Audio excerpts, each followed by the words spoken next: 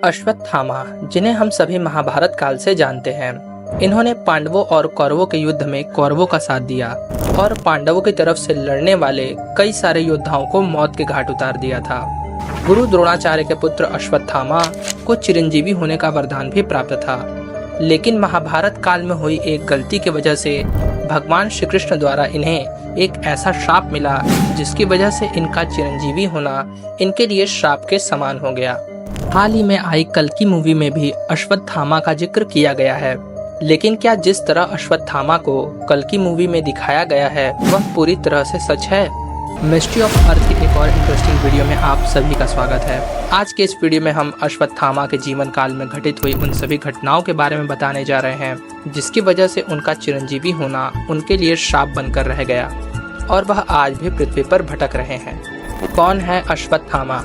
अश्वत्थामा का जन्म भारद्वाज ऋषि के पुत्र द्रोण के यहाँ हुआ था। उनकी माता ऋषि शारद्वान की पुत्री कृपि थी। अश्वत्थामा के जन्म के समय ही उनके मस्तक के बीचों बीच एक मणि विद्यमान थी, जो कि उनकी दैत्य, दानव, अस्त्र शस्त्र और सभी प्रकार की बीमारियों से रक्षा करती थी और उन्हें चिरंजीवी बनाती थी। ऐसा माना जाता है कि यह मणि उन्हें भगवान शिव के आशीर्वाद से मिली थी और वह स्वयं भगवान शिव के बहुत बड़े भक्त थे। उस मणि की शक्ति की वजह से वह महाभारत के युद्ध में कौरवों का साथ देने में सफल रह पाए और युद्ध के समाप्त होने के बाद भी जीवित रहे। पुराणों के अनुसार अश्वत्थामा के जन्म के पश्चात गुरु द्रोणाचार्य को आर्थिक तंगी का सामना करना पड़ा और उनका पूरा परिवार बड़ी मुश्किल से अपना गुजारा कर पाता था और धीरे धीरे स्थिति इतनी बिगड़ चुकी थी कि अश्वत्थामा को भूख लगने पर उन्हें खाने पीने के लिए दे पाना भी संभव नहीं हो पाता था। सालों बीत जाने के बाद जब गुरु द्रोण पांडवों और कौरवों के गुरु बने और उन्होंने सारे अस्त्र व शस्त्र की विद्या सिखाई, तब अंत में पांडवों ने गुरु दक्षिणा के रूप में उन्हें राजा द्रुपद का राज छीनकर दे दिया। जिस बात से गुरु द्रोण खुश तो हुए, लेकिन उन्होंने आधा राज्य फिर से राजा द्रुपद को वापस कर दिया और आधे राज्य का राजा अपने पुत्र अश्वत्थामा को बना दिया। पिता की मृत्यु का शोध और पांडवों से लड़ाई। महाभारत के युद्ध में पांडवों को सबसे कड़ी टक्कर अश्वत्थामा ने दी थी। अश्वत्थामा ने अकेले पांडवों के मुख्य सेनापतियों समेत घटोत्कच के पुत्र को भी मौत के घाट उतार दिया। अश्वत्थामा के विकराल रूप को देख श्री कृष्ण ने छल का सहारा लेकर उसे हराने का निर्णय किया। उन्होंने पूरे युद्ध स्थल में यह बात फैला दी कि अश्वत्थामा मारा गया, जबकि अश्वत्थामा हाथी मारा गया था। इस घोषणा के समय अश्वत्थामा हाथी सुनने की बजाय गुरु द्रोण सिर्फ यही सुन पाए कि अश्वत्थामा मारा गया। पुत्र की मृत्यु की घोषणा सुनते ही द्रोणाचार्य शोक में चले गए और अपना शस्त्र त्याग दिया। इसी का फायदा उठा के द्रौपदी के भाई धृष्टद्युम्न ने तलवार से उनका सिर काट दिया।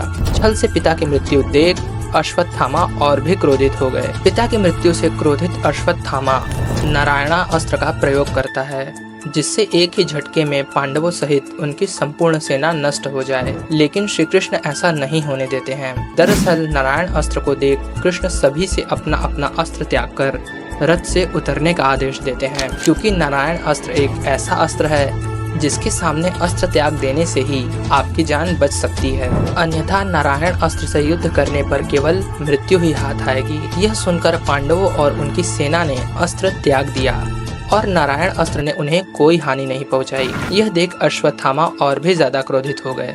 अमर्त्य का वरदान बदल गया श्राप में। अंत में अश्वत्थामा ने भी छल का सहारा लेकर पांडवों की हत्या करना चाहा।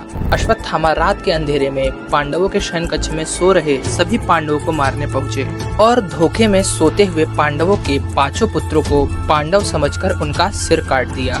यह घोर पाप देख अर्जुन गुस्से से भर जाते हैं और अश्वत्थामा पर ब्रह्मास्त्र का प्रयोग कर देते हैं। अश्वत्थामा भी बदले में अर्जुन के ऊपर ब्रह्मास्त्र चला देते हैं। दोनों महारथियों के ब्रह्मास्त्र के प्रयोग से विनाश तो तय था, इसलिए सभी ऋषि मुनियों के निवेदन पर अर्जुन अपना ब्रह्मास्त्र वापस ले लेते हैं, लेकिन अश्वत्थामा ऐसा नहीं करता। वह अपना ब्रह्मास्त्र अभिमन्यु की विधवा पत्नी उत्तरा के गर्भ में उतार देता है।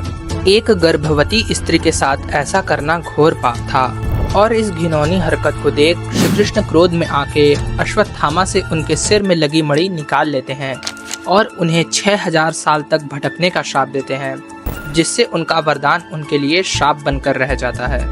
अभी कहाँ है अश्वत्थामा?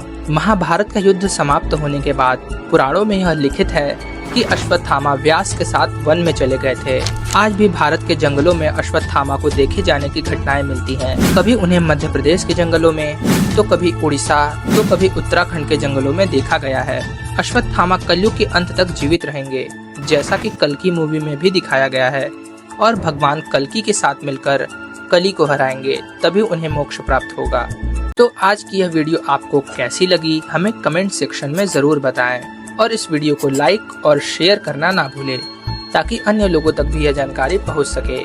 आज के वीडियो के लिए बस इतना ही। धन्यवाद।